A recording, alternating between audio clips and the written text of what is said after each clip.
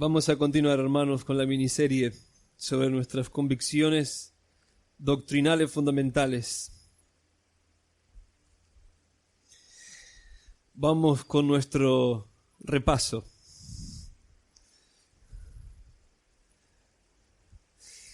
Comenzamos la miniserie aprendiendo sobre la suficiencia de las Escrituras. Las Escrituras no solamente son inspiradas, también son suficientes. Cuando llegamos a creer que las Escrituras son inspiradas por Dios, como dicen los teólogos plenaria y verbalmente, en su mensaje general y en cada una de sus partes, capítulos, oraciones y palabras, ganamos recién la mitad de la batalla. La otra mitad de la batalla es creer que las Escrituras son suficientes. Lo que significa que no necesitamos, muy bien, nada más, no tenemos que recurrir a la filosofía humana, a los nuevos descubrimientos de la psicología. No, Dios nos ha dicho claramente quién es, quiénes somos, cuáles son nuestros problemas y cómo se arreglan. Pero tampoco necesitamos nada menos que las Escrituras. No necesitamos nada menos que la totalidad del consejo de Dios, comprender y aplicar a nuestras vidas todo el mensaje de la Escritura. Después aprendimos sobre el propósito eterno de Dios. El propósito eterno, glorioso propósito eterno, maravilloso propósito eterno de Dios para nosotros es... No. De nuevo.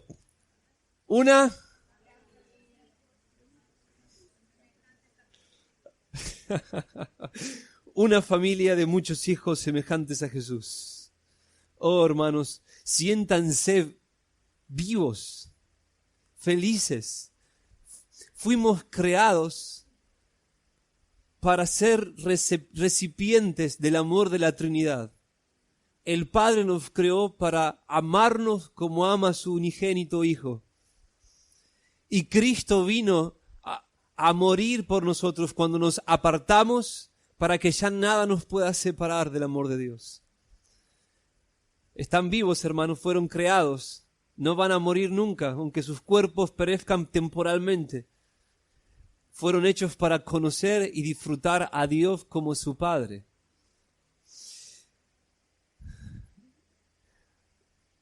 Aprendimos también sobre el reino de Dios. En Mateo capítulo 6, versículo 10, Jesús nos explicó qué es el reino de Dios. Venga tu reino, hágase tu voluntad como en el cielo, así también en la tierra. ¿Qué es el reino de Dios? El gobernar, el reinar de Dios sobre las criaturas que libre y voluntariamente se someten a su voluntad. Cuando el reino viene, como dice Jesús, la voluntad de Dios se hace en la tierra tal y como se hace en los cielos. Eso es el reino de Dios. Y hemos aprendido que, como cantábamos recién, el reino de Dios prevalecerá. El reino de Dios al final triunfará. Cuando todo se acabe, el proyecto eterno de Dios será consumado y habitaremos en esta tierra sin temor, sin pecado, todos los días de nuestra bendita existencia. Y en mi predicación pasada aprendimos acerca del hecho de Cristo, del logro de Cristo, cómo Él redimió el propósito eterno de Dios. Ya volveremos a retomar esto más adelante. Hoy vamos a enfatizar un poquito acerca de la salvación. Vamos a orar, hermanos, una vez más, ¿sí?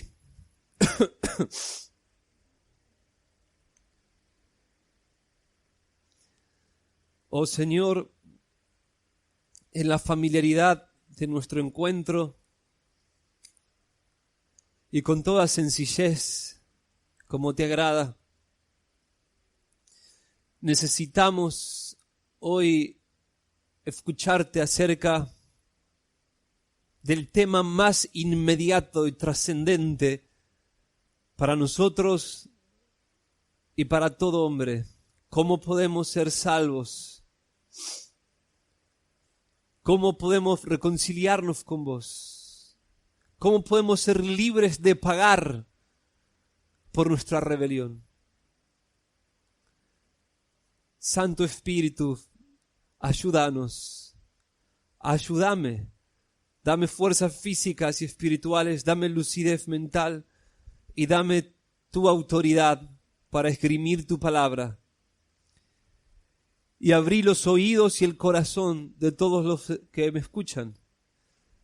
Santificanos hoy como pueblo y aquellos que están entre nosotros y no te aman todavía, que hoy se rindan a tus pies. Trabaja hoy en nuestro día de reposo, Señor. Amén. Abran sus Biblias en Romanos capítulo 10. Hemos aprendido, hermanos, que la condición para ser salvos es reconocer, recibir, someternos a Jesús como Señor. Y que recibir el reino es recibir al Rey de ese reino. Cuando el reino de Dios llega a nuestras vidas, Cristo, el Rey, llega a nuestras vidas. Entonces no hablamos de dos temas diferentes cuando hablamos acerca del reino de Dios y cuando hablamos acerca del señorío de Cristo.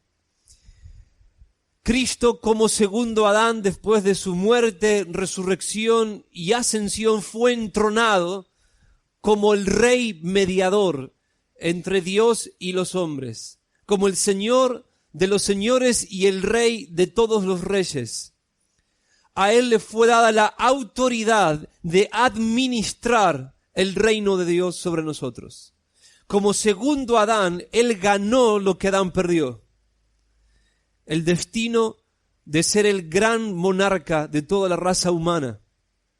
Adán, por su desobediencia, perdió el propósito para el que Dios lo creó. Pero Cristo, por su obediencia, aprobó y fue hallado digno de convertirse en nuestro segundo Adán, en nuestro Señor y en nuestro Salvador.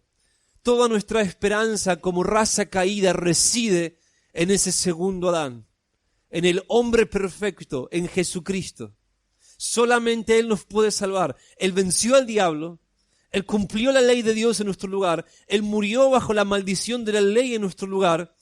Él tomó las llaves del Hades y de la muerte que pertenecían a aquel que antes tenía el imperio de la muerte. Él abrió los cielos y ahora abrió un camino nuevo y vivo por el que podemos volver al Padre y entrar al mismo lugar santísimo y decirle al Dios santo, santo, santo, Abba Padre. ¿En qué consiste la salvación? Entonces, en reconocer, lo vuelvo a decir una vez más, recibir, someternos a Cristo como Señor. Romanos capítulo 10 nos explica de manera muy clara que precisamente en esto consiste la salvación. Este es un texto crucial para entender cómo un hombre se salva y sin embargo es uno de los textos más torcidos en el día de hoy de toda la Escritura, dando como resultado incontables falsas conversiones. Pablo dice, y esta es la palabra de fe que predicamos. Así que es muy importante porque Pablo acaba de resumir el contenido de su predicación. Esto es lo que predicamos, dice Pablo. A continuación voy a esbozar cuál es el contenido de nuestro evangelio. Esta es la palabra de fe que predicamos. Que si confesares con tu boca que Jesús es el Señor y creyeras en tu corazón que Dios le levantó de los muertos, serás salvo. Una vez más, esta es la palabra de fe que predicamos, que si confesares con tu boca que Jesús es el Señor y creyeres en tu corazón que Dios le levantó de los muertos, serás salvo. ¿Cómo somos salvos? Confesando con nuestras bocas que Jesús es el Señor, el Kyrios, como aprendimos. ¿Qué significa Kyrios, hermanos? Amo, soberano, máxima autoridad, jefe, En resumen, Rey de los reyes, Señor de los señores. Por cuanto se humilló hasta lo sumo, el Padre exaltó a Cristo hasta lo sumo y le dio un nombre que es sobre todo nombre. ¿Cuál es ese nombre? No es ese el nombre. Para que toda rodilla se doble y toda lengua confiese que Jesucristo es el Señor. En griegos, Kyrios con mayúscula. Kyrios con minúscula, un simple amo con esclavos. Kyrios con mayúscula, aquel de quien el César es esclavo. El amo del universo. Si confesamos con nuestra boca que Jesús es el gran Kyrios y creemos en nuestro corazón que Dios lo levantó de entre los muertos, ¿qué significa eso? Creemos que Dios dijo pública y claramente que este Jesús es su Hijo, que murió en inocencia y que ha sido constituido heredero del reino. Eso es creer en la resurrección, hermanos. Si creemos en nuestro corazón que Dios lo resucitó de entre los muertos, entonces seremos salvos. Ahora, Pablo no está hablando de una simple confesión. No está hablando de una simple confesión. En la cultura de Pablo, los contratos y los pactos se hacían verbalmente, es decir, de palabra, delante de testigos. No era común hacerlo como el día de hoy con alguna especie de papel de por medio. Los papiros rara vez se usaban para confeccionar este tipo de pactos o de contratos. Así que usar nuestra boca para confesar públicamente nuestra lealtad, nuestro compromiso, jurar con nuestra boca era algo muy importante en la cultura de Pablo. Era algo mucho más serio y mucho más trascendente de lo que para nosotros hoy es firmar un contrato o un juramento. Y sin embargo, Pablo dice que no es ni siquiera suficiente hacer una confesión acerca de que Cristo es nuestro Señor. Debemos además en nuestro corazón creer quién Él es, lo que significa para nosotros su resurrección. Ahora veamos rápido 3 características de esta confesión. En primer lugar, cuando un hombre confiesa que Jesucristo es el Kyrios, está confesando que es un esclavo del Kyrios. No existe amo sin esclavos, ¿no es cierto? ¿Vieron a veces un amo que no tenga esclavos? No existe. Para que un amo sea un amo, tiene que tener esclavos.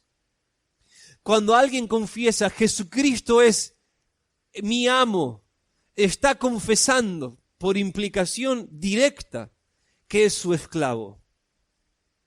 Entonces, confesar con nuestras bocas, creyendo en nuestro corazón, que Jesucristo es el Kyrios, es una declaración de que nosotros nos identificamos, nos consideramos, nos sometemos a Cristo como nuestro gran amo.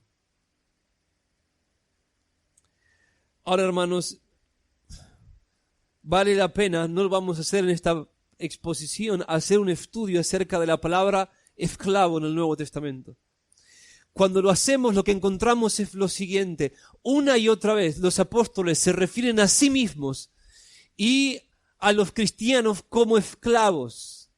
Más que eso, es la primera identificación que los cristianos usaban a manera de adjetivo para identificarse a sí mismos. ¿Qué somos? Esclavos. ¿Quiénes son? Esclavos. Pablo se presenta, Pedro se presenta, Santiago se presenta, los apóstoles en general se presentan cuando escriben sus cartas como esclavos de Cristo. Los cristianos no se autodenominaron cristianos. Cristianos es un despectivo puesto por los paganos que los apóstoles aceptaron, pero ellos se llamaron por primera vez esclavos. Hermanos, quiero que entiendan lo enfático que es confesar a Cristo como Kyrios. Así comienza la vida cristiana, así sigue la vida cristiana. Y siempre será así. Y no puede ser de ninguna otra manera. El gran mensaje de la Escritura era del Nuevo Testamento era Jesucristo es el gran Kyrios. Él es el gran Rey. Habiendo efectuado la purificación de nuestros pecados, se sentó a la diestra de la majestad en las alturas. Dijo el Señor a mi Señor, siéntate a mi diestra hasta que ponga a todos tus enemigos por estrado de tus pies. Y una vez que haya suprimido toda autoridad y dominio, Él entregará el reino al Padre. Ese era el gran mensaje. Dios restaurará su reino. Dios volverá a poner en orden los cielos y la tierra. Dios volverá a unificar este universo fragmentado por la rebelión. Dios en Cristo va a cumplir su propósito eterno. Y nadie lo puede detener. Cristo ya venció y Él es Rey. Ahora hay un tiempo de gracia, condiciones de reconciliación. Hay una oferta de paz. Vengan y reconozcan a su Rey, sométanse a su Rey. Pronto Él viene, va a juzgar y va a consolar. Va a castigar y va a consolar. Él limpiará su era, echará la paja en el fuego que nunca se apaga. Y Él consolará a aquellos que ansiosamente lo están esperando. ¿Qué debemos hacer para ser salvos? Cree en el Kyrios Jesucristo y serás salvo tú y tu casa. Dijeron Pablo y Silas al carcelero de Filipos en Hechos capítulo 16. Esto es el mismo cristianismo, hermanos. Cristo, nuestro amo, nuestro jefe, nuestra máxima autoridad, nuestro soberano. Hermanos, confesar a Cristo como Señor, confiando en Él en nuestro corazón, creyendo quién Él realmente es, tal y como el Padre lo dice, al haberlo resucitado de entre los muertos. Significa que reconocemos que todo lo que tenemos y somos le pertenece a Él. Significa que reconocemos, y estoy siendo muy preciso en el uso de mis palabras, que reconocemos que todo lo que somos y tenemos le pertenece a Él. Y que todo lo que hagamos lo haremos según su voluntad. Ahora, significa, voy a decir esto una vez más, que reconocemos que le pertenecemos a Él totalmente, nosotros y todo lo que tenemos. No que le damos a Él lo que somos y lo que tenemos. No, reconocemos que somos de Él. Seamos rebeldes o no. Seamos obedientes a nuestro amo o no. Reconocemos que somos de Él. De Jehová es la tierra y su plenitud, el mundo y lo que en Él habita. Y respecto a Cristo, Pablo afirma en Colosenses capítulo 1, porque de Él y por Él son todas las cosas. Hermanos, nunca debemos decir a alguien que haga a Cristo Señor de su vida. No, Cristo es el Señor de su vida. Y va a demostrar que es el Señor de su vida. Porque lo va a juzgar, le pertenece y va a hacer con su vida lo que quiera. Puede matarlo, puede perdonarlo, puede enviarlo al infierno, puede introducirlo en el paraíso. Puede extender su mano, puede cerrar su mano. Debe reconocer, debe someterse, debe ser coherente con la realidad. Debe en su corazón entronar a Cristo. Al Cristo que ya está entronado a la diestra de la majestad en las alturas. Oh, hermanos, qué importante, eso hace toda la diferencia. Cuando nos convertimos entonces en cristianos, no le estamos donando o regalando a Cristo nada. Nada de lo que somos, nada de lo que tenemos. Estamos devolviéndole a su dueño lo que le hemos robado. Nuestras vidas y todo lo que Él nos ha dado para administrarlo conforme a su voluntad. Eso es muy, muy importante. Él ya es el dueño de nuestras vidas. Él ya es el dueño de todo lo que nos regaló. Simplemente debemos vivir de manera coherente con esa verdad. Amén. Amén. Ahora, hermanos, qué trágico es que la mayoría de las personas viven engañadas, ¿no? Viven como si fuesen dueños de algo. Muchos cristianos viven como si fuesen dueños de algo. Piensan que Dios les pide que ellos rindan algunas cosas a Él. Algunos incluso hasta creen que pide que les rinda todo. Ese no es el mensaje. Dios no te pide que le des algunas horas en la semana, algo de dinero en la caja de las ofrendas, algunas horas de servicio semanal, algún grado de obediencia a sus mandamientos. Tampoco te está pidiendo todo. Él te pide que reconozcas que nada es tuyo. Nosotros no somos dueños de nada. No somos barcas privadas que tenemos el derecho de hacer lo que queramos dentro de estas barcas y voluntariamente vamos a ceder el derecho de propiedad a Cristo. No. Él es dueño de todo, nosotros dueños de nada. Él nos hizo, le pertenecemos. No nos creamos a nosotros mismos. No nos mantenemos vivos a nosotros mismos. Dependemos de Él momento tras momento. Nuestro aliento está en su mano. Nuestra salud está en su mano. Él puede borrarnos de la existencia para siempre, aniquilarnos para nunca más ser, simplemente con su pensamiento. ¿Entienden, hermanos, de qué estamos hablando? En nuestro ADN está escrito: yo soy yo, me pertenezco a mí mismo y hago lo que quiero. Y no hay nada más ridículo.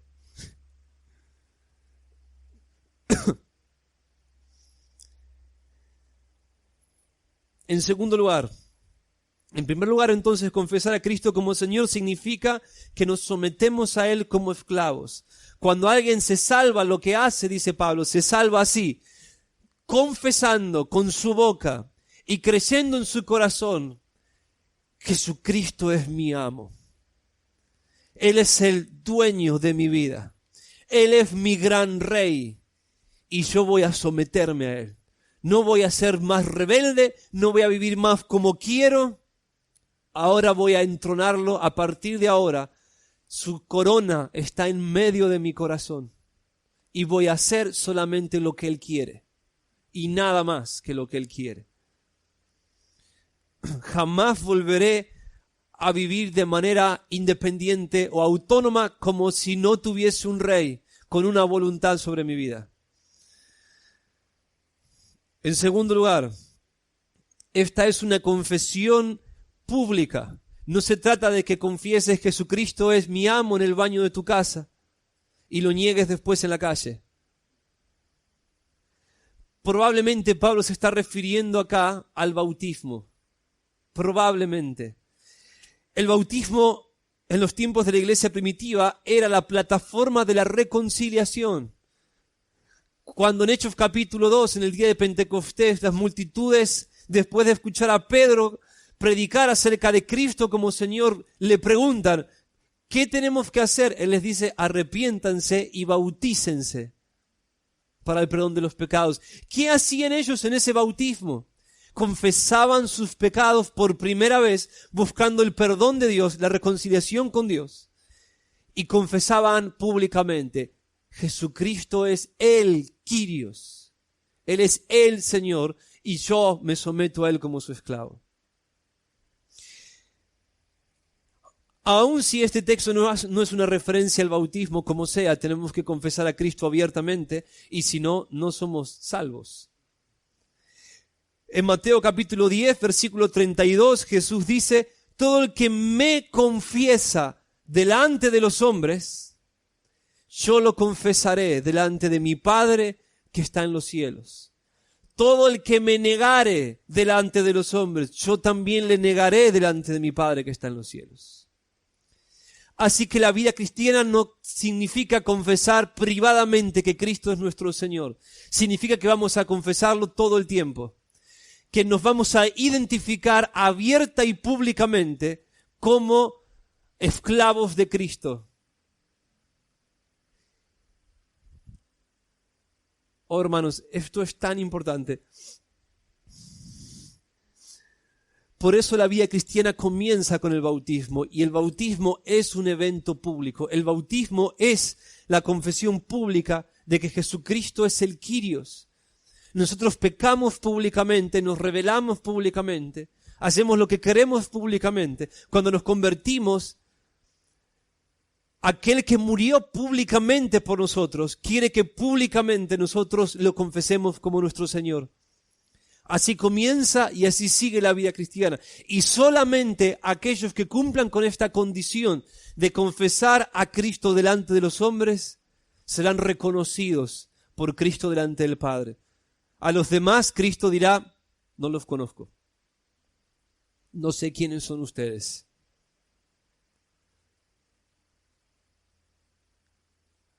Oh, hermanos, hay muchos en el día de hoy que dicen somos cristianos, pero en su trabajo brillan por su ausencia como cristianos. Nadie conoce que ellos son esclavos de Cristo porque no son esclavos de Cristo, porque si no todos lo sabrían. Tienen más temor de los hombres que temor de Dios. Aman más la gloria de los hombres que la gloria de Dios. Tiemblan más ante la desaprobación de los hombres que ante la desaprobación de Dios. Temen el castigo de los hombres, pero no temen el castigo de Dios. Y piensan que la gracia es el permiso para vivir en desobediencia y que Dios nos va a perdonar. Un cristiano es alguien que siempre tiene en su boca, Jesucristo es el Kyrios. Jesucristo es el Señor. Y Él va a reclamar la corona de Cristo sobre toda la humanidad. En su trabajo, Él va a decir, Jesucristo es el Señor de ustedes. En su barrio, Él va a decir, Jesucristo es el Señor de ustedes. En todos lados, Él va a decir, hay un Señor, deben obedecerlo. Y hay condiciones que este Rey de gracia ha establecido para que nos reconciliemos con Él. Arrepentíos y creed en el Evangelio. El tiempo se ha cumplido, el reino de Dios se ha acercado. Examínense, hermanos. ¿Predican abiertamente acerca de Cristo como Señor? ¿Reclaman la autoridad de Cristo como Señor? La gran comisión es para todos, ¿no? Id y haced discípulos a todas las naciones, enseñándoles todo lo que os he mandado.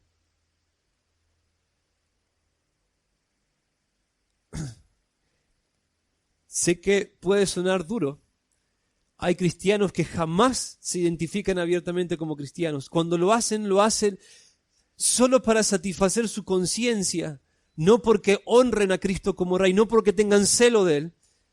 Hacen lo que consideran lo mínimo e indispensable como para sentirse tranquilos de que ellos se identifican como cristianos.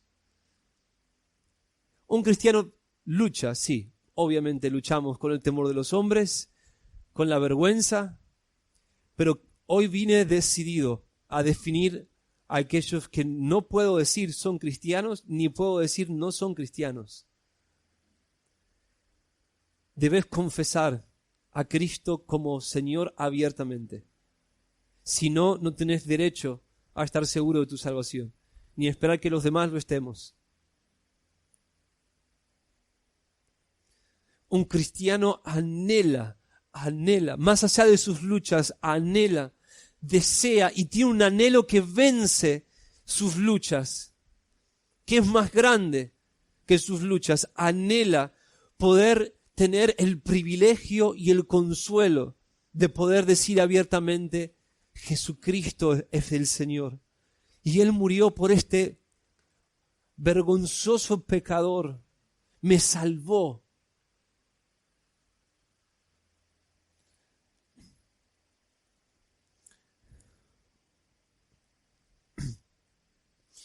Durante un periodo de persecución de cristianos del viejo imperio romano, se estableció por decreto que los ciudadanos romanos se saluden diciendo, el César es el Kyrios.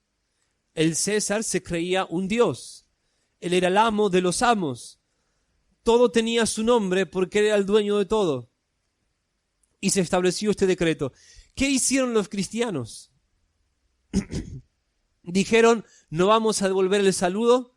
No, no es lo que hicieron.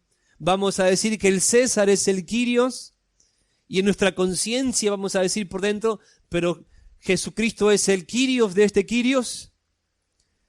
¿No? Cuando un ciudadano romano les decía, y hermanos, esto fue causa de persecución brutal y muertes muchas. El César es el Kyrios.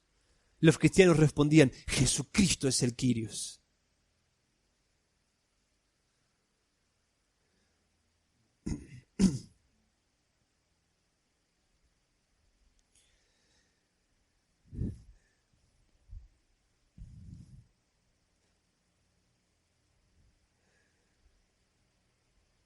En tercer lugar, es una confesión constante. Es una confesión constante, no es una confesión de una sola vez, no es una vacuna. Hoy existe muy fuerte la creencia de que si un día, con sinceridad en nuestro corazón y qué sé yo, confesamos que Jesús es nuestro Salvador, ni hablar nuestro Señor, ya somos salvos. Nuestra experiencia fue genuina, realmente nosotros confesamos a Cristo como Señor, pero después ya no estamos viviendo bajo su reinado. No importa, un día te sometiste a Cristo como Señor, algún día tuviste que ser un hijo de Dios, hoy sos un hijo de Dios entonces. Pablo no está hablando de eso, Pablo está hablando de un presente continuo. Si confesás continuamente, dice Pablo, que Jesucristo es el Señor. Hermanos, esto es fuerte. Se trata de perseverar. Estamos todos en un periodo de prueba. Y todos vamos a tener pruebas cruciales, porque todos tenemos pruebas que son fáciles. Quizás para alguno de nosotros es una gran prueba predicar que Cristo es el Señor abiertamente. Para otro no es nada. Pero Dios se encargará de probarnos a todos nosotros.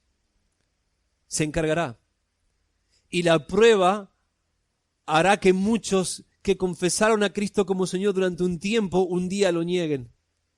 Un día lo vendan por un plato de lentejas. Y no van a ser salvos. Se trata de confesar hasta el final de nuestras vidas y de creer hasta el final de nuestras vidas que Jesucristo es el Señor. Durante la Unión Soviética, el periodo de la Unión Soviética, pasó algo tragicómico. Imagínense esto, acá estamos en la que hoy es Rusia. Entran unos loquitos por la puerta, cierran las puertas armados, imaginen, armados, se termina la reunión y dicen, ahora, quienes estén dispuestos a morir por su credo, por decir que Cristo es el Señor, quédense. Los demás, váyanse. Váyanse. Esto sucedió. ¿Qué pasó? Se armó un tal embotellamiento en la puerta que no podían salir. Desesperados por salir por la puerta.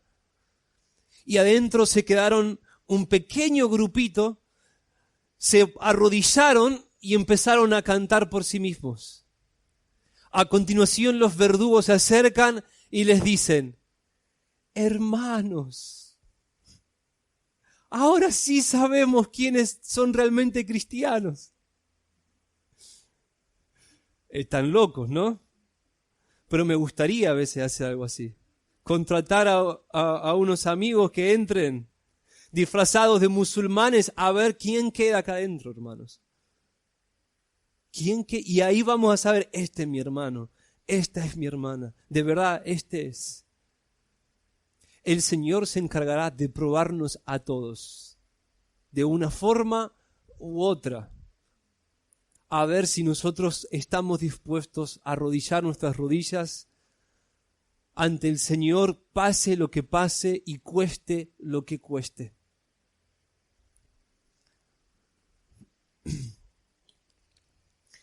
Una vez más, como lo dije, en una exposición pasada, nosotros debemos recibir a Jesús para ser salvos. Juan 1:12 nos dice: a todos los que le recibieron, a los que creen en su nombre, les dio potestad de ser hechos hijos de Dios. Debemos recibir a Jesús para recibir el derecho de ser hechos hijos de Dios. Ahora debemos recibirlo como todo lo que Él es. Y Él es Dios de Dios. Y como hombre, Él es Señor de señores. Uno de sus oficios es Salvador, entre varios oficios que Él tiene. Pero Él es Señor y Él es Dios. Aprendimos, haciendo un estudio de palabras en el Nuevo Testamento, que hay más de 600 referencias a Cristo como Señor, como Kyrios, mientras que solamente hay 16 referencias a Jesús como Salvador. Y ahora las palabras no definen la teología, pero nos dicen algo. Nos dicen algo. Que la iglesia primitiva tenía como énfasis que Cristo era el Señor. Y Él como Señor puede salvarnos. Como Señor, uno de sus oficios es Salvador. También aprendimos que no hay un solo texto en todo el Nuevo Testamento que nos diga que la condición para ser salvos es recibir a Jesús como Salvador. Aunque por supuesto que debemos recibir a Jesús como Salvador. Él es el único y suficiente Salvador. Pero la predicación de los apóstoles era esta: sepa pues ciertísimamente toda la casa de Israel que a este Jesús, a quien vosotros crucificasteis, Dios le ha hecho Kyrios, Señor. Esto predicaba Pedro en el día de Pentecostés. Cuando Jesucristo se aparece a Saulo en el camino de Damasco, en Hechos capítulo 9, versículo 6, la respuesta inmediata de Saulo es esta: Señor, Kyrios en griegos, ¿qué quieres que haga? ¿Qué quieres que haga? Señor, ¿qué quieres que haga? Al Salvador no necesariamente va a ser nuestro Señor. Alguien me puede salvar sin tener autoridad sobre mi vida. El que nos salva es el que tiene autoridad sobre nuestras vidas. Y nos salva para que nosotros nos arrepintamos y no paguemos las consecuencias de haber rehusado someternos a su autoridad. Ese es el énfasis. Pedro en la casa de Cornelio, inaugurando la predicación del Evangelio del Reino entre los gentiles, dice: Dios envió mensaje a los hijos de Israel anunciando el Evangelio de la paz por medio de Jesucristo. Este es Señor, Kyrios, de todos. No solamente de nosotros los judíos, también de ustedes los gentiles, Cornelio. Los esparcidos por causa de la persecución en Jerusalén, en Hechos capítulo 11, versículos 20 al 21, iban anunciando el Evangelio del Kyrios, Jesús, el Rey, el soberano, el amo Jesús. Y la mano del Señor estaba con ellos, y gran número creyó y se convirtió al Kyrios. Pablo y Silas en Filipos. Dios obra milagrosamente cuando están en la cárcel, las puertas se abren, el carcelero se acerca, se arrodilla ante ellos y pregunta: ¿qué debo hacer para ser salvo? ¿Cuáles son las condiciones para ser salvo? ¿Cuál es el requisito? ¿Qué debo hacer? ¿Qué pide Dios? Ellos le dijeron: cree en el Kyrios, Jesucristo. Cree que Jesucristo es el segundo Adán, sentado a la diestra de la majestad en las alturas, el Rey soberano, que Él someterá todas las cosas en armonía con la voluntad de Dios, que Él recibió de manos del Padre la autoridad para restaurar la creación, y lo hará.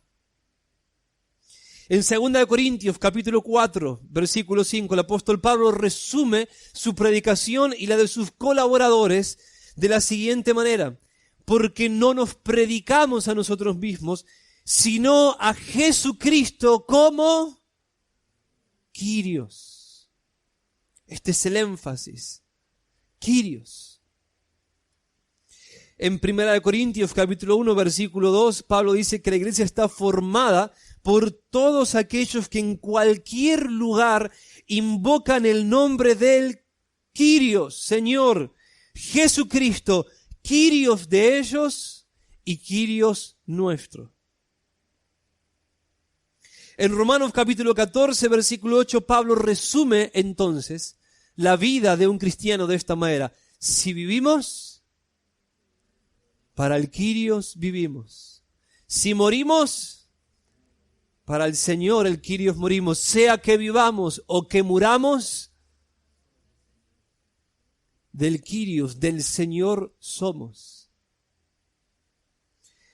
Ahora, hermanos, yo les expliqué, y a veces no sé si tener 10 predicaciones de las mismas cosas hasta que ya todos digan basta, entendimos todos, basta.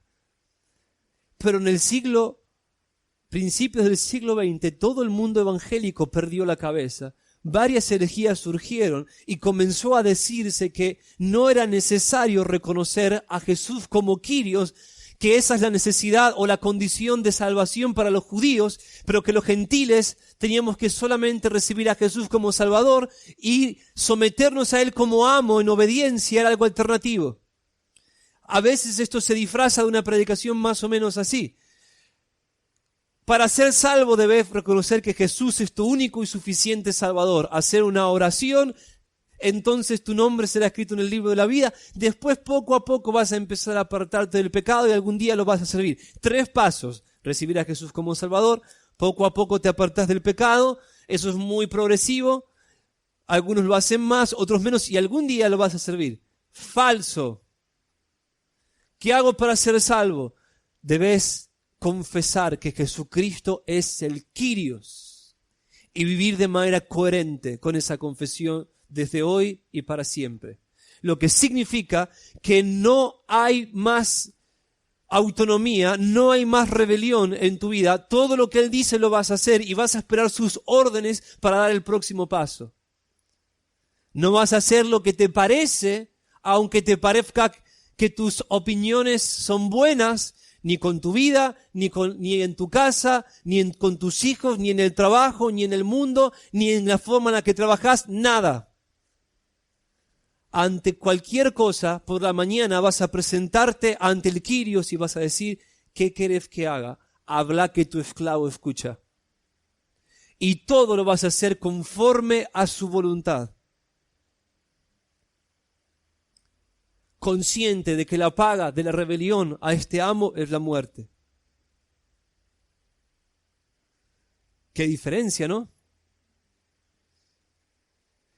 Las iglesias en donde Cristo solamente fue predicado como Salvador y no lo suficientemente o ni siquiera algo como Señor, y las iglesias en donde el evangelio del reino es predicado con regularidad, es inmensa. Una iglesia, la primera iglesia, se va a ver liberal, llena de chismes, de murmuraciones, de pecados no confesados de sus miembros, doble vida, superficialidad en todo, casas desordenadas, hombres que no pastorean el corazón de sus mujeres, que no instruyen a sus hijos en la disciplina y amonestación del Señor, que no trabajan cada día procurando presentar en su esfuerzo una ofrenda a Dios, hombres que no confiesan que Jesucristo es el Señor en su ámbito laboral, hombres que no son líderes en la iglesia, preocupados porque la voluntad de Dios se cumpla, mujeres que no creen y no viven ordenando su casa de acuerdo a la voluntad de Dios, que no son hacendosas del hogar, que no aman a sus maridos, que son chismosas, que pierden el tiempo, que se visten de manera sensual y mundana, niños rebeldes, insolentes, malcriados, contestadores, ruidosos. Y la iglesia, un club, en donde cada tanto puede que lo que mantenga el nombre de iglesia es que hay una predicación más o menos. Una iglesia donde Cristo es predicado como Señor, ¡qué diferencia! La gran marca es la obediencia. Obediencia en todo. En todo. Ahí no hay quejas, hay acciones de gracias. Ahí no hay chisme, sino amor que cubre multitud de pecados. Ahí no hay independencia, ahí somos miembros los unos de los otros.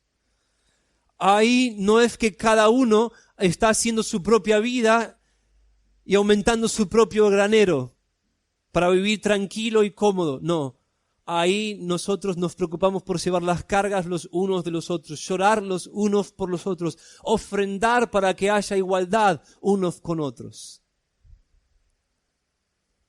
Los esposos se entregan por sus esposas como Cristo por su iglesia. Las esposas aman y honran a sus maridos con toda solicitud. Los hijos se sujetan a sus padres y los padres los instruyen 24/7, de acuerdo a las Escrituras. La iglesia es sal y luz en el mundo. Predicamos el Evangelio, hacemos buenas obras. Y cada domingo el trono de Dios desciende en la congregación de los santos. Su palabra se abre. Todos decimos juntos, tus siervos escuchan, ¿cuál es tu voluntad, oh gran Kyrios Jesucristo? Y le adoramos con todo nuestro corazón por su gracia insondable, por lo que hizo, hace y hará por nosotros. ¡Qué diferencia! La iglesia hoy no es lo que siempre debió ser, no es lo que una vez fue cuando nació, porque el evangelio del reino no es predicado. Se predica un evangelio sin rey, sin reino. La predicación del evangelio del reino sienta las bases para todo. No podemos entender nada acerca de la conversión, acerca de qué es el pecado, acerca de qué es la obediencia, a menos que entendamos el reino de Dios. No podemos entender nada del bautismo, nada de la cena del Señor, nada de la disciplina, las 3 ordenanzas que regulan la vida de la iglesia, sin el evangelio del reino. ¿Me están entendiendo? Avancemos un poquito más. Cristo murió, hermanos, para que dejemos de vivir para nosotros mismos. En 2 Corintios capítulo 5, salteé.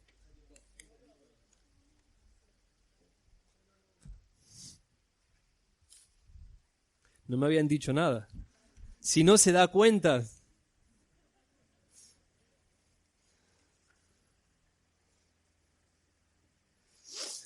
Entonces, debemos recibir a Jesús como todo lo que es. Él es. De eso estábamos hablando. Pregunta, ¿cómo qué recibiste a Jesús?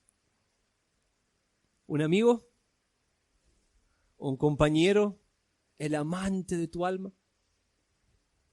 ¿Tu salvador? ¿Un amuleto sanador? ¿Cómo qué recibiste a Jesús? ¿O lo recibiste como amo? Porque si no lo recibiste como amo, no lo recibiste de ninguna manera. Tuviste la sensación, la experiencia psicológica o demoníaca de que recibiste a Jesús, pero no lo recibiste nada. Si Él es tu amo, Él será todo lo demás. Si no es tu amo, no será más que tu verdugo. ¿Cómo que recibiste a Jesús? Piensa en el matrimonio. Lo que decimos con nuestra boca, hermanos, es tan importante. Ahí un día en el altar yo dije, recibo a Andrea como mi esposa. Y hago pacto ante Dios de que voy a serle fiel, pase lo que pase, hasta que la muerte nos separe. Si yo hubiese dicho, la recibo como mi amiga, no tengo obligaciones. Como mi compañera, no tengo ninguna obligación. Pero si yo digo, es mi esposa, soy ahora su sirviente. ¿Cómo que confesaste a Jesús? ¿Ven? Una sola palabra, un día ante Dios cambió mi vida para siempre. Ahora no puedo deshacer el pacto que yo un día hice con mi esposa. No puedo. ¿Ven el poder de las palabras? ¿No? Lo que significa lo que decimos ante Dios. ¿Cómo que confesaron ustedes a Cristo? Vamos a acelerar esto.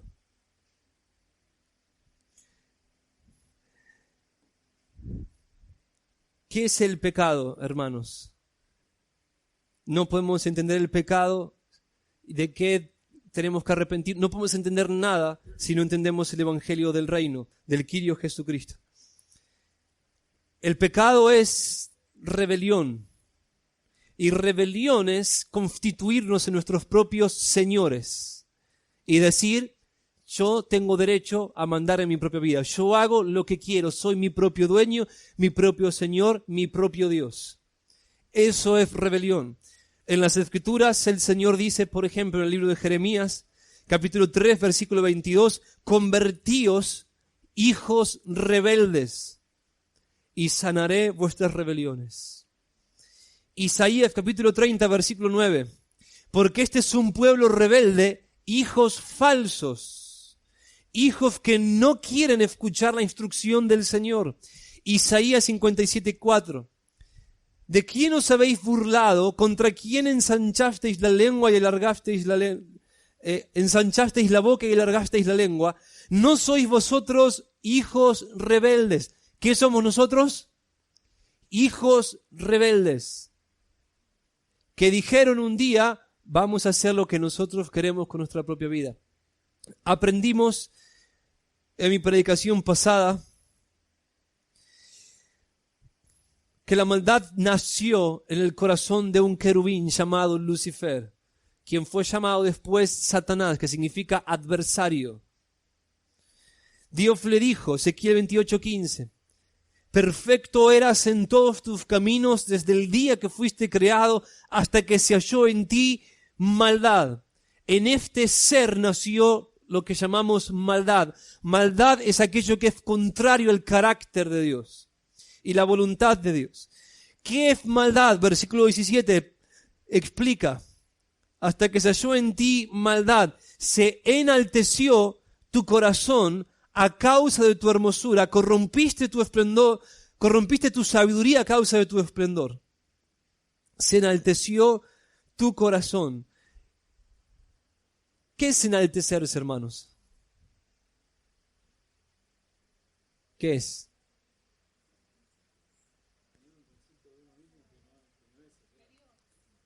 Tener una idea, una autovaloración, una autoestima de nosotros mismos más grande que la real. Lucifer llegó a pensar de sí mismo más allá de una criatura. Él llegó a pensar que él podía ser capaz de vivir por sí mismo independientemente de su creador. Él llegó a estar en desacuerdo con la declaración de Dios de que nosotros lo necesitamos. Y en su corazón, él se declaró independiente de Dios. Él dijo, si quiero, obedezco. Si no quiero, no obedezco. ¿Por qué tengo que obedecer a Dios? Todo comenzó con una pregunta. Tal y como él llegó al huerto. ¿Por qué? ¿Por qué? ¿Con que Dios os ha dicho? ¿Por qué? ¿Por qué debo hacer esto? Dejó de pensar como una criatura. Empezó a pensar de manera independiente. Solamente el Creador es independiente.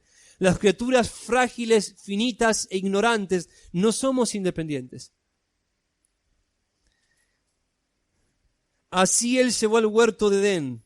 Dios sabe, le dijo Génesis 3:5 a la mujer, a Eva, que el día que comáis del fruto prohibido, serán abiertos vuestros ojos y seréis como Dios. En otras palabras, ¿por qué van a ser esclavos cuando ustedes pueden ser amos? Entienden, hermanos, esto corre por nuestras venas y hoy tenemos que atacarlo. ¿Por qué van a ser esclavos cuando ustedes pueden ser sus propios amos?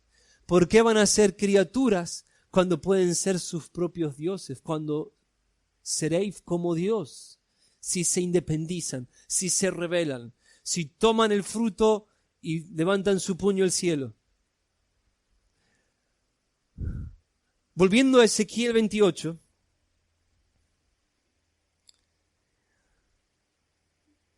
acá el Señor trenza una doble profecía mientras se dirige a Lucifer, al diablo. se dirige a la vez al príncipe de Tiro y los compara para que vean que cometieron el mismo pecado. Entonces, lo que dice del diablo también lo dice del rey de Tiro, y también es cierto de cada uno de nosotros. Entonces al rey de Tiro dice: Hijo de hombre, di al príncipe de Tiro, así ha dicho Jehová el Señor, por cuanto se enalteció tu corazón. Lo mismo que le dijo al diablo antes, se enalteció tu corazón. Por cuanto se enalteció tu corazón y dijiste, esta es la psicología del pecado, hermanos. Yo soy un Dios. En el trono de Dios estoy sentado en medio de los mares. Y aclara, siendo hombre y no Dios. Y has puesto tu corazón como corazón de Dios.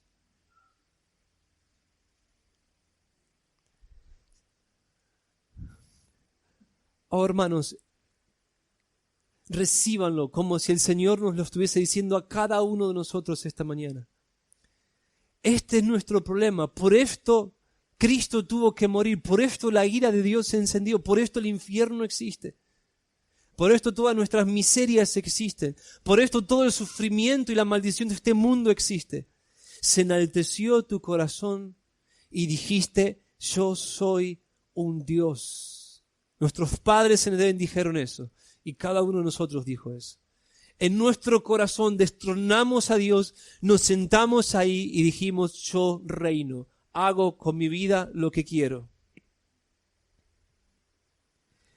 Pusiste tu corazón como corazón de Dios, siendo tú hombre y no Dios. Eso es lo que el Espíritu Santo susurra a las conciencias de todo hombre, siendo tú hombre y no Dios.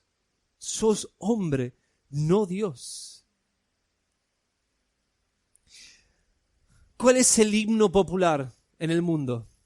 A mi manera. A mi manera. Ese es el himno popular. La gente se emociona cantando a mi manera. Los mexicanos cantan sigo siendo el rey, con dinero y sin dinero hago siempre lo que quiero y mi palabra es la ley. Hermanos, el pecado es rebelión y rebelión es simplemente hacer lo que queremos con nuestras propias vidas. Pero eso simplemente no es tan simplemente, es la esencia de la maldad. Eso que es simple porque es común a nuestro alrededor y porque todos lo hicimos, es maldad. Se considera una locura hoy pensar que no tenemos el derecho de hacer lo que queremos. Vivimos en una generación donde las mujeres dicen que tienen derecho a matar a sus hijos.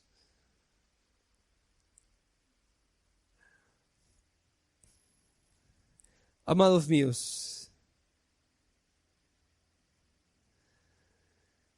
la conversión consiste en darnos cuenta de la locura que es haber puesto nuestro corazón como corazón de Dios, de la perversión que hay detrás. Consiste en darnos cuenta en lo que nos dice Isaías 2, que es el hombre, sino nariz en la cual hay aliento. Nosotros fuimos hechos de ser del polvo. ¿Qué éramos antes de ser polvo? Nada.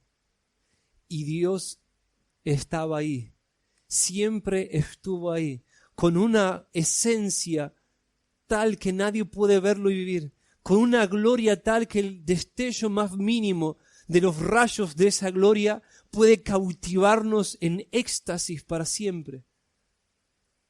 El buen Creador quiso tener hijos y nosotros fuimos rebeldes. Se nos dio libertad para que podamos entender, no somos máquinas. Dios nos habla. Nos dio razón, nos dio una voluntad para sentir y tener una relación con Él. Se nos hizo conforme a su imagen y semejanza, y al igual que Satanás, a causa de nuestro esplendor y de nuestra sabiduría, nos corrompimos. A causa de nuestra semejanza a Dios, tal y como el diablo, a causa de su hermosura, de su semejanza a Dios, nos corrompimos. No todos los ángeles lo hicieron, nosotros lo hicimos.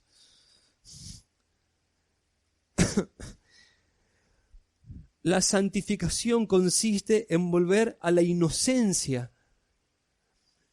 En el libro Perelandra de Lewis, es una novela muy recomendable para adultos. En el libro Perelandra, un hombre de la tierra es enviado a intervenir en la caída del planeta Perelandra. Ahí él llega y poco después llega el diablo para hacer caer a Perelandra como hizo caer a la tierra en la fantasía de la historia de Lewis. Entonces se acerca la mujer de Perelandra y comienza a tentarla. Y cuando le dice, por ejemplo, que se ponga un pantalón, Dios nunca había ordenado que se ponga un pantalón. Ella se queda en silencio y después de un largo rato responde, ¿por qué haría algo que Dios no me ordenó? Se dio vuelta, como sin entender lo que el diablo le decía, y siguió su vida. Siempre debimos ser así, hermanos. Es horrible el eco que hace en nuestro corazón el ¿por qué? ¿Por qué? ¿Por qué no puedes hacer otra cosa? ¿Por qué no puedes hacer lo que vos querés? Deberíamos ser tan inocentes, hermanos, tan inocentes, y algún día lo seremos, que el cuestionamiento mismo nos parezca algo tan ridículo y absurdo.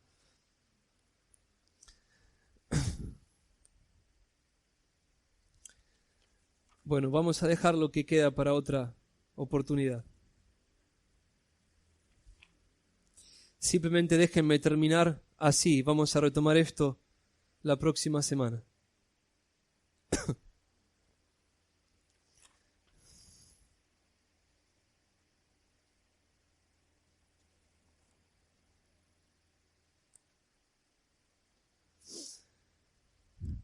Podemos resumir la forma en la que Jesús evangelizaba de la siguiente manera. Sígueme. Sígueme. Ese es el resumen. Sígueme. Solamente hay dos opciones, ¿no? O lo seguís o no le seguís. Si le seguís, a partir de ese momento, Él es tu amo. ¿A dónde te sigo? Yo te voy a decir. ¿Qué voy a hacer? Mi voluntad. Te lo voy a decir. O te quedás y seguís en tu autonomía y rebelión, o le seguís. Así es como Jesús predicaba y así es como Él sigue llamando hoy. Él apareció un día y nos dijo, seguime. Y hoy nos vuelve a decir a todos, seguime. Pónganlo personal, Él te dice a vos, Él me dice a mí, seguime. Ahí está sentado como Mateo en su mesa de impuestos. Ahí está como Pedro y Andrés cuando tiraban las redes y el Señor viene y dice, seguime. Ellos sabían que no había alternativa. Él nos iba a quedar ahí a esperarlos eternamente. No había más que una orden, con una sola palabra. Así Jesús nos pone delante del reino de Dios y nos abre la puerta de la salvación y nos dice, seguime. No hay más que una entrega incondicional a su voluntad. Hermanos, reconvirtámonos todos hoy de nuevo, renunciando a la rebelión y recibiendo a Cristo como nuestro Kyrios. Pero quizás acá hay algunos que son casi cristianos, y casi cristianos no ser cristianos para nada. ¿Es Jesucristo tu amo, tu Señor, o haces con tu vida lo que querés? ¿Haces con tu tiempo lo que querés? ¿Proyectás lo que querés? ¿O solamente lo que Cristo quiere? Nadie puede tener dos señores. Amar a uno, aborrecer al otro. No podés ser vos Señor de tu vida o alguien más o algo más y Cristo. Es imposible. Solamente puede haber un rey, solamente una voluntad, solamente un amo al que agradar. No se puede agradar a dos amos a la vez. Solamente una voluntad por la que estés preocupado.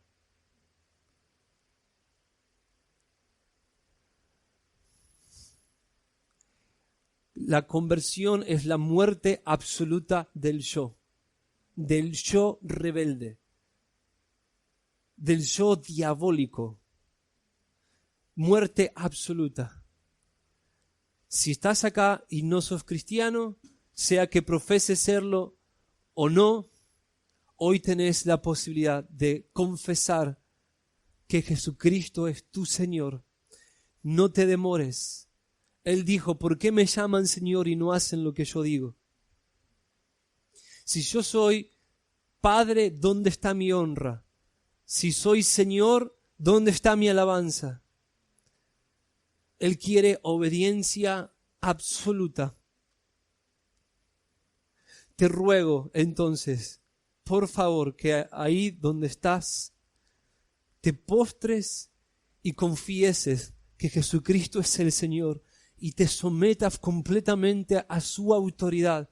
No te resistas más. No tenés fe que salva si seguís reinando vos. Y Él no puede ser rey de un porcentaje. Rechazarlo en un aspecto de tu vida es rechazarlo completamente. Es completamente amo o tu enemigo. No puede haber punto medio. No puedes bajar o arrojar solamente tus granadas. Tenés que tirar todo tu arsenal de rebelión. Sometete completamente a Él y serás salvo, vos y tu casa. El reino llegará a tu familia a través tuyo. Arrepentite de tu rebelión. Coroná a este rey tan glorioso, tan maravilloso, es tan fácil. Seguir reinando nosotros, ¿quiénes somos? Que alguien más tenga derecho sobre nuestras vidas. E incluso el diablo mismo no es solamente una criatura como nosotros. Y este es un rey que murió por nosotros. Increíble. Es increíble. Todavía no lo creo. Y cada vez lo creo menos. ¿Cómo puede tener tanta misericordia? ¿Cómo tanta gracia? ¿Cómo pudo volver a darnos semejante oportunidad? Abrió el camino. Llevó la paga. Llevó la condena de nuestra rebelión. Él mismo, el rey mismo contra el que nos rebelamos, sufrió su propia sentencia para reparar el daño que nosotros hicimos a su dignidad. Y hoy te llama.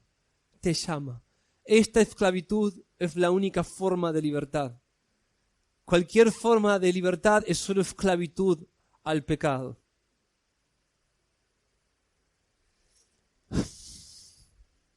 Oh Señor, gracias.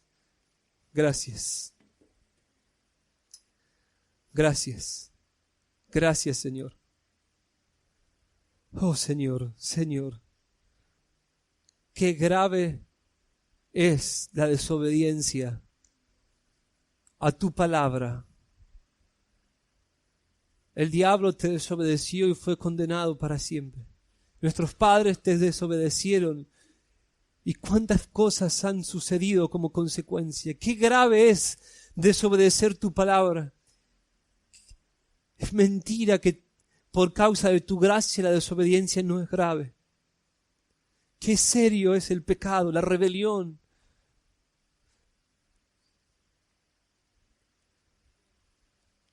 Señor, pero tu gracia fue más abundante que todo nuestro pecado. Nuestro pecado abundó, entonces tu gracia sobreabundó. Y maravilla de maravillas, el justo por los injustos vino para llevarnos a Dios. Con una sola ofrenda hiciste perfectos para siempre a los santificados. Por la propiciación a través de tu sangre, ahora hay perdón. Hay perdón.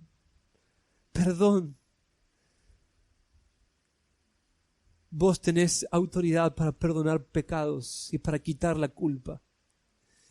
Oh Señor nuestro, gracias. Gracias. Gracias. Gracias. Gracias. Gracias.